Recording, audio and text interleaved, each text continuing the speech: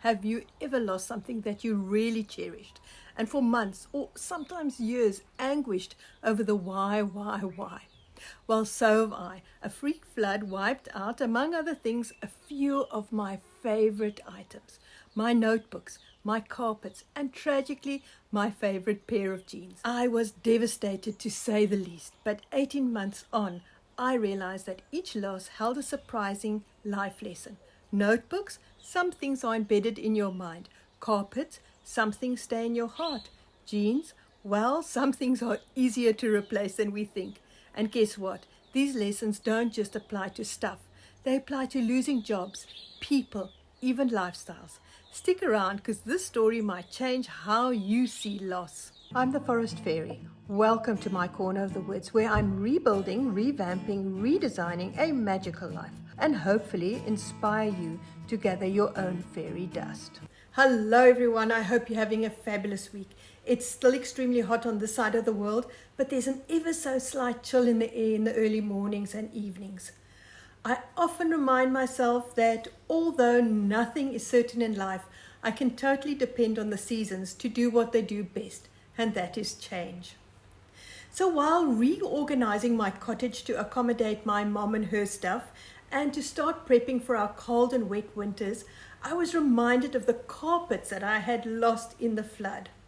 I stopped, poured myself a cup of tea, and mindful not to dwell on the negative, I sat thinking about a few of my favorite things that the flood took from me. And in my gentle reminiscing, I realized some valuable life lessons. Oh my goodness, don't you find that the list of life lessons is endless? I love learning new things and about things. I'm a perpetual student, if you will, which has both its upsides and downsides. But over the past 15 years, sparked by a particularly traumatic event, I have been interested in the holistic healing and esoteric practices. This delightful expansion of my mind and journey of healing involved a variety of online and in-person courses and workshops, and being the lover of paper and pencil, the churning out of numerous notebooks of all sizes. Beautiful ones, ordinary ones, makeshift ones, filled with important learnings and valuable tips and unusual insights. Packed into 2 cardboard boxes under the bed in my spare room. Okay, so I've set the stage. Now dim the light to the morning dawn, silence the birds, and enter stage right, a huge flood of raging water down our normally placid river. No warning, no time, just devastation and disbelief. Let me add here that thankfully and miraculously no lives were lost, and my cottage was on the fringes of the flood waters, so it only pushed through calf level. But being out of town during the event and following the strict insurance instructions, I could not touch anything for several days, much to my distress. And when I could, I found 2 heaps of moldy paper pulp where my boxes of notebooks had been. And for a while, I was convinced that all that I had learned had been washed away by the wild brown waters. It took a gentle comment from my daughter to regain my perspective when she found me trying to pry open some pages. She reminded me that all the knowledge is in me, in my mind, and what I couldn't remember probably didn't matter. And space was being made for new learnings. And this can also apply to the loss of a job, whether you chose to leave it or retired or were retrenched, as in my case. The skills you learned and the experience you gained in a job doesn't just disappear because you left it. You take your skills and experience with you to be used in a different form, in a different environment, as a slightly different person. The loss of a job is making space for something new.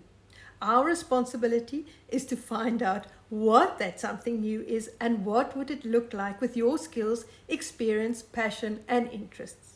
A drastic downsizing over the past few years, the loss of some stuff during the flood, and the limited space in my cottage has me in a very privileged position of being able to redesign the look and feel of my home. Did you see how positively I reframed this? But it also has me at a bit of a crossroads regarding to what I actually like and want. I've always enjoyed color, no beige or cream for me, but also love the calmness that green and blue exude. This dilemma started with the loss of a whole pile of my beautiful and colourful carpets. They weren't especially valuable or expensive, but they were the most delicious colours, from red to blue to aqua to mixed, and were easily washed due to being cotton. But despite this, they were mud-stained and ruined beyond hope, and I released them with a sad heart. Months later, I'm more appreciative of the space losing them created. I'll probably purchase different carpets to suit my new look and lifestyle, but I'm able to remember them with fondness and gratefulness for the happiness they brought me. Now, it may be quite a stretch to compare losing carpets to losing people, but the carpets have allowed me to realize that some things and some people are forever in your heart. You miss them incredibly initially, and the pain can be unbearable, but eventually you gently start recovering from the loss and can think back with a fondness and a smile, while at the same time having the space to allow new and maybe different things and people into your life. I love stylish clothes and interesting jewelry, and my own personal style is definitely a work in progress as I adapt to this new phase in my life. But I'm not a natural shopper at all, and I have quite a minimalistic wardrobe, and so was devastated when I lost my favorite, seemingly irreplaceable pair of jeans during the flood. They had been in my wicker laundry basket, which had fallen over and open from the force of the water, and so the jeans lay covered in thick, slimy, greyish mud for several days. Nothing could save them, and they were discarded. For months I mourned them, refusing to go to any effort to get new ones, as, believe me, looking for new clothes is a major event in my life. Eventually I dragged myself off to the shops, and I found a very different looking pair of cargo jeans, which I surprisingly love. They give my wardrobe a different edge, which I appreciate, and are making me think about my clothes and my image in a different way. So what insight did I gain? Well, sometimes we think we're married to something for life, and when we lose the thing, we are shattered and think we'll never recover or be able to replace it. Like a lifestyle, you fashion and design a lifestyle around, say, your environment, your people, your circumstances, and everything is just hunky-dory until it's not, until it changes, until it disappears, until it's boring, until it's not authentically you anymore. It could be any or all of these things, and while we think we may never create another lifestyle, we can. We may not always be able to decide where we want to live or who we want to live with, but we can decide how we want to live. We can identify how we want to live, how we want to feel, and what we can do that's in our control to bring it about. And by doing this, feeling by feeling, cushion by cushion, and friend by friend, we can replace the old lifestyle and design a new and fabulous one. And so there you have it. The life lessons I learned from losing my notebooks, carpets, and my favorite pair of jeans in a flood.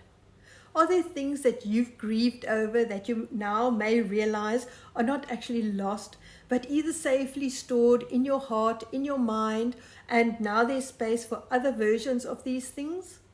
Or have you realized that you've wasted time and energy mourning things that are actually easily replaceable? Let me know in the comments below. I love to hear your experiences.